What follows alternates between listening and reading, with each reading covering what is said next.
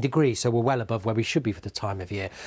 Part 2 of the weekend, a similar story, a lot of cloud across southern, northern, western areas, but with the best of any sunshine towards the east. So sunshine will be limited, but again, it's going to feel quite mild, 10, 11 degrees.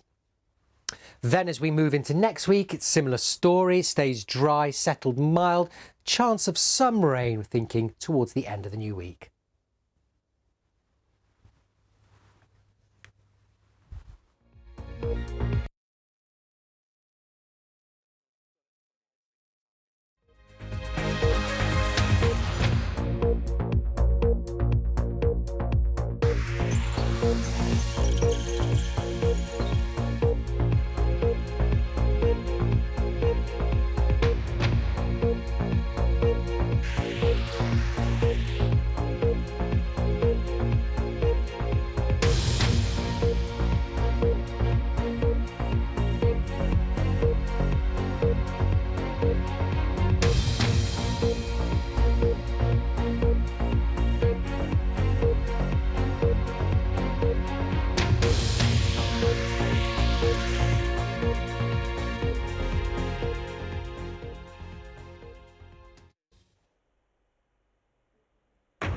Tonight at 6, beneath the rubble at the earthquake's epicenter, they are still pulling people out alive.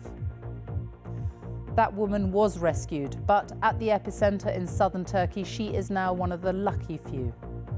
This was an entire neighborhood and it's completely destroyed. It was hundreds of apartments, thousands of people, and the majority of them are still buried.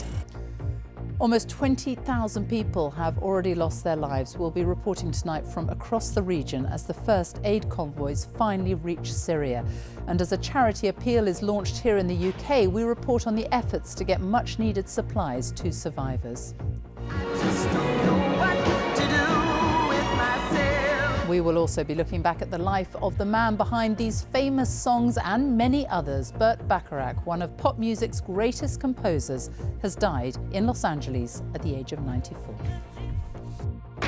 And coming up on the BBC News channel, despite protests from fans, there are now revamped plans for a new-look European Super League with no permanent members and based on sporting performance.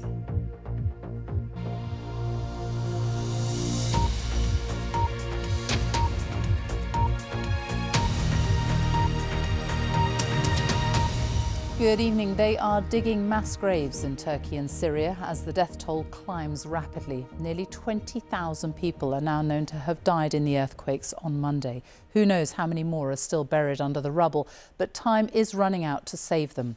The great fear now is for the survivors who are living on the streets with very little food and water in freezing conditions.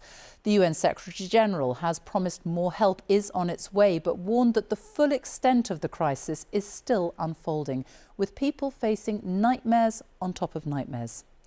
We'll hear tonight from Quentin Somerville in Antakya, close to the Syrian border. Lise Doucette has travelled to Osmaniye, where she's witnessed more rescues today. But first, let's go to the epicentre, and Anna Foster is there for us now. Anna. You're seeing now, in places like this, a real contrast. There are sites like this one, collapsed buildings that are filled with noise and light and huge pieces of machinery